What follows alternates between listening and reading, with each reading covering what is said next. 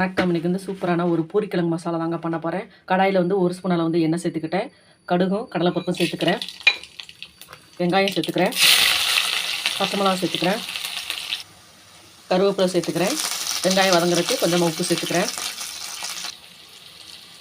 ஒரு ஸ்பூன் அளவு வந்து இஞ்சி பூண்டு பேஸ்ட் சேர்த்துக்கிறேன். நல்லா மிக்ஸ் பண்ணி விட்டுக்கலாம்.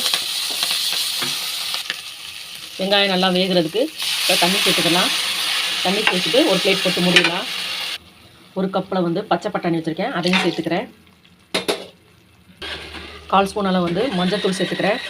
மஞ்சள்தூள் சேர்த்த உடனே நல்லா மிக்ஸ் பண்ணி விட்டுக்கலாம். மிக்ஸ் பண்ணிவிட்டு உருளைக்கிழங்கு ஒரு 4 உருளைக்கிழங்கு வேக வச்சுருக்கேன், அதையும் சேர்த்துக்கிறேன். ஒரு ஸ்பூன் அளவு வந்து பொட்டுக்கடலை மாவு எடுத்துருக்கேன். இப்போ தண்ணி ஊற்றி நல்லா மிக்ஸ் பண்ணிக்கலாம். மிக்ஸ் பண்ணிவிட்டு பூரிக்கிழங்குல ஊற்றிக்கிறேன்.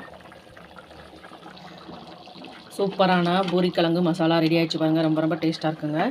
இதே மாதிரி நீங்களும் ட்ரை பண்ணி பாருங்கள்.